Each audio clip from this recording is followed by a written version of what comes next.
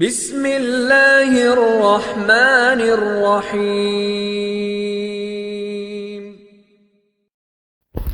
السلام علیکم عزیز طلباء اور طالبات، دار ارقم اقبال ٹاؤن کیمپس راولپنڈی۔ میں ہوں آپ کی اردو کی ٹیچر مس سمرینہ خان۔ آج ہم کریں گے اردو کا پہلا ہفتہ، اور پہلے ہفتے کا ہم کریں گے سبق نمبر 2۔ سب سے پہلے آج کی تاریخ لکھیں گے سبق نمبر 2 پر، اور آج کی تاریخ ہے 1 اپریل۔ سبق نمبر 2 میں ہم کریں گے پڑھائی حمد کی، نظم حمد کی پڑھائی کریں گے، وضاحت بھی کریں گے، اس کے الفاظ معنی اور جملے بھی کریں گے، جو کہ ہے ورک بک صفحہ نمبر 1 اور 2 پر۔ تو چلیں شروع کرتے ہیں آج کا سبق نمبر 2۔ سب سے پہلے ہم کریں گے ہم، جو کہ اس کتاب صفحہ نمبر 1 پر ہے، اس کی پڑھائی کرتے ہیں۔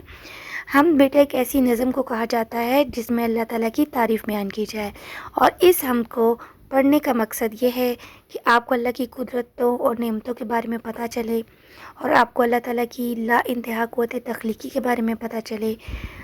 پڑھائی کرتے ہیں اس کی۔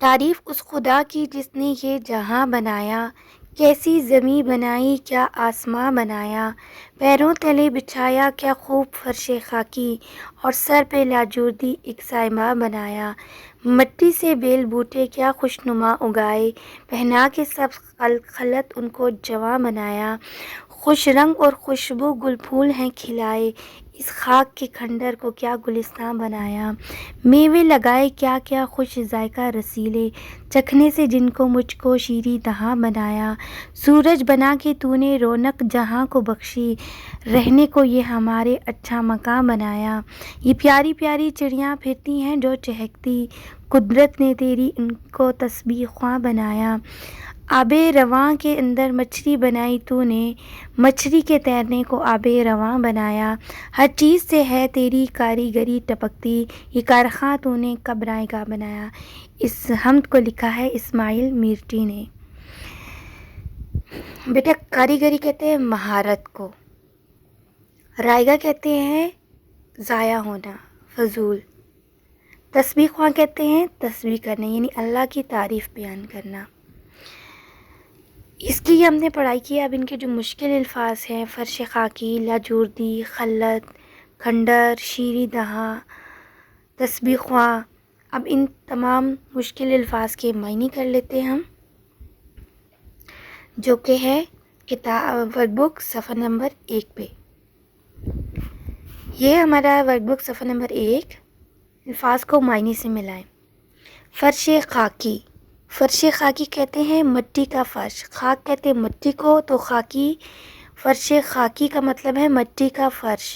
لاجوردی، لاجوردی کا مطلب ہوتا ہے گہرا نیلا رنگ، چمکدار۔ سائبہ، سائبہ کہتے ہیں آسرا، چھاؤں۔ خوشنما، خوشنما کہتے ہیں خوبصورت، خوش منظر، نظروں کو بھانے والا، نظروں کو اچھا لگنے والا۔ خلط، خلط کہتے ہیں قیمتی پوشاک کو، قیمتی لباس کو۔ کھنڈر، کھنڈر کہتے ہیں ویرانے کو، ٹوٹے ہوئے مکان کو، کسی تعمیر کے شکستہ آثار کو۔ شیریں دہاں کہتے ہیں میٹھی باتیں کرنے والا، خوش بیاں۔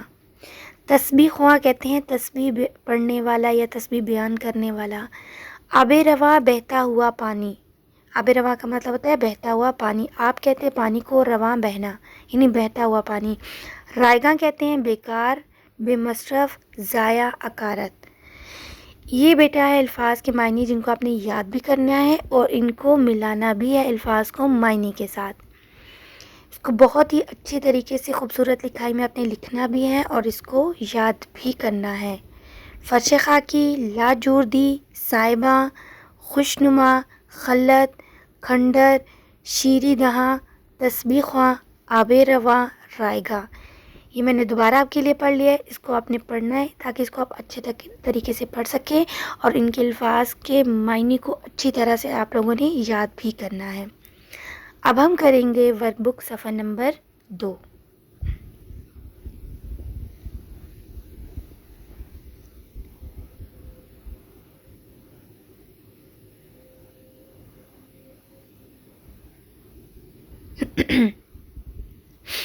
ورک بک صفحہ نمبر 2، یہاں پہ بھی آپ نے آج کا دن لکھنا ہے، جمعرات، اور تاریخ ہے 1 اپریل۔ اس میں کہ درجل الفاظ کو اپنے جملوں میں استعمال کیجیے۔ الفاظ ہے کاریگری، جواں۔ کاریگری کا مطلب ہے مہارت، کاریگری کا مطلب ہے مہارت۔ اس کا جملہ بناتے ہیں، چاند اور تارے قدرت کی حسین کاریگری ہیں۔ دوسرا لفظ ہے ہمارا جواں، جواں کہتے ہیں جوان کو۔ ہمارے جواں بہادر پائلٹ نے انڈیا کا طیارہ مار گرایا۔ یہ دو الفاظ ہیں جن کے جملے ہم نے کیے، اور اس کو آپ نے اپنی ورک بک پہ بہت خوبصورت لکھائی سے لکھنا بھی ہے اور اس کو یاد بھی کرنا ہے۔ اب اسی صفحے پہ ہمارے کچھ ایک سوال بھی ہے، وہ بھی ہم کر لیتے ہیں۔ سوالات کے جوابات لکھیے۔ اللہ تعالیٰ ہمارا پاسباں ہے، ساتھیوں سے بات کیجیے، گفت و شنید کے بعد ایک مثال سے وضاحت کریں۔ بیٹا مثالیں تو اتنی زیادہ ہیں، اللہ تعالیٰ کی ہمارا پاسباں اتنی مثالیں ہیں کہ اگر ہم بات کرنا شروع کریں تو بات ختم ہی نہیں ہو سکتی، لیکن یہاں ہم اس کی ایک مثال لکھ لیتے ہیں۔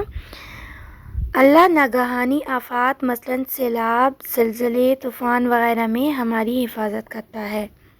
بیٹا آپ نے دیکھا ہوگا کہ دنیا میں بہت سے ناگہانی آفات آتے ہیں، اچانک زلزلے بھی آتے ہیں، سیلاب بھی آتے ہیں، طوفان بھی آتے ہیں، لیکن آپ نے دیکھا ہوگا کہ سیلاب، زلزلے اور طوفان کی صورتحال میں بھی اللہ تعالیٰ ہماری حفاظت کر رہا ہوتا ہے، انسانوں کی بھی، جانوروں کی بھی، پرندوں کی بھی۔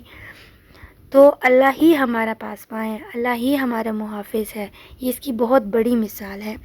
یہ تو تھا آپ کا ورک بک صفحہ نمبر 2۔ صفحہ نمبر 1 اور 2 کو آپ لوگوں نے بہت اچھی طریقے سے لکھنا بھی ہے اور یاد بھی کرنا ہے۔ اس کے علاوہ اس سے پہلے سبق نمبر 1 میں ہم نے ورک بک پہ کیا تھا، ایک ورک شیٹ نمبر 1 کی تھی۔ مجھے امید ہے کہ بیٹا آپ لوگوں نے اس کو لکھ بھی لیا ہوگا اور یاد بھی کر لیا ہوگا۔ آج کے سبق کو بھی آپ نے بہت اچھے طریقے سے لکھنا اور یاد کرنا ہے۔